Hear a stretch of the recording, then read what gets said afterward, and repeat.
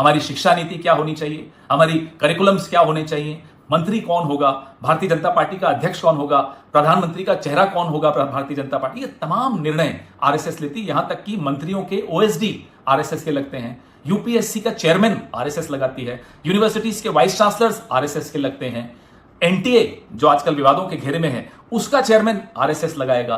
तमाम महत्वपूर्ण निर्णय जो हमारी और आपके जीवन से जुड़े हुए निर्णय हैं उसमें हस्तक्षेप पूरी तरह से आरएसएस का होता है।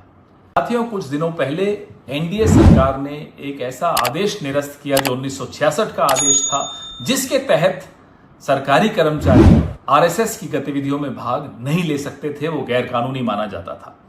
अब हमें इससे क्या शिकायत है? आरएसएस एक अपंजीकृत संस्था है, अनरजिस्टर्ड ऑर्गेनाइजेशन, जिसका अपना कोई मेंबरशिप रजिस्टर नहीं है, जिसकी अकाउंट बुक्स नहीं है, जिसका टैक्स नहीं होता, लेकिन फिर भी वो हमारे जीवन में कितना बड़ा हस्तक्षेप करती है ये आपके सामने है। हमारी शिक्षा नीति क्या होनी चाहिए, हमारी करिकुलम्स क्या होने चाहिए, मंत्री कौन होगा, भारतीय जनता पार्टी का अध्यक्ष कौन होगा, प्रधानमंत्री का चेहरा कौन होगा भारतीय जनता पार्टी, ये तमाम निर्णय आरएसएस लेती। यहां तक कि मंत्रियों के ओएसडी आरएसएस के लगते हैं, यूपीएससी का चेयरमैन आरएसएस लगाती है, यूनिवर्सिटीज के वाइस चांसलर्स आरएसएस के लगते हैं, एनटीए जो आजकल विवादों के घेरे में है उसका चेयरमैन आरएसएस लगाएगा। तमाम महत्वपूर्ण निर्णय जो हमारी और आपके जीवन से जुड़े हुए निर्णय हैं उसमें हस्तक्षेप पूरी तरह से आरएसएस का होता है। फिर भी वो अपने आप को सांस्कृतिक संस्था कहते हैं। ये अब सांस्कृतिक संगठन कैसे हुआ, हम ये जानना चाहते हैं। थोड़ा इतिहास आपको मैं और बता दूं।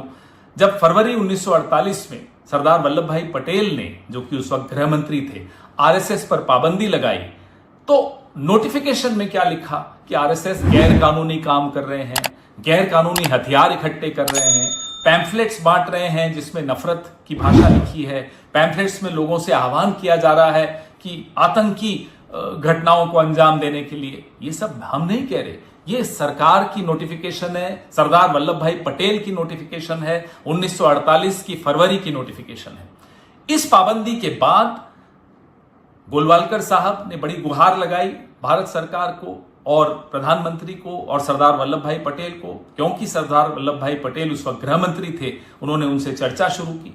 चर्चा में उन्हें यह आदेश दिया गया कि पाबंदी तभी हटेगी जब आप एक अपना संविधान बनाएंगे और उस संविधान में स्पष्ट तौर पे लिखेंगे कि आप ये जो सीक्रेटिव ऑर्गेनाइजेशन चलाते हैं ये नहीं चलाएंगे, रहस्य नहीं होना चाहिए, जो होना चाहिए पारदर्शी होना चाहिए, सबके सामने होना चाहिए, और भारत के संविधान और भारत के तिरंगे का सम्मान करेंगे, जो कि आरएसएस विरोध में थी, जिसके उनका सम्मान नहीं करते थे, सम्मान छोड़िए बिल्कुल विरोध करते थे।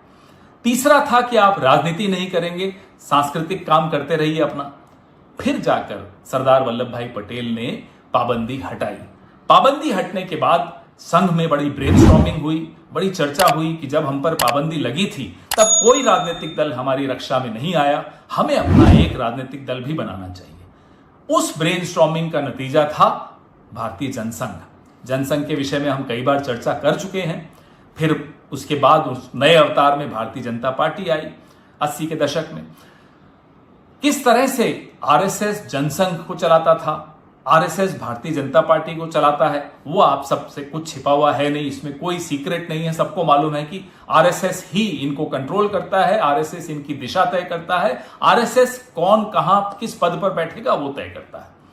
उदाहरण देता हूं, 2005 में जब लालकृष्ण आडवाणी जी पूरे परिवार को लेकर कराची गए और जिन्ना की कब्र पर गए, वहां उन्होंने जिन्ना की बड़ी तारीफ की और कहा जिन्ना हिंदू मुस्लिम एकता के बहुत बड़े मसीहा थे, तो संघ में बड़ा गुस्सा आया। संघ को बड़ा क्रोधित संघ ने आडवाणी जी से कहा कि भारतीय जनता पार्टी के अध्यक्ष पद से आप इस्तीफा दे दीजिए।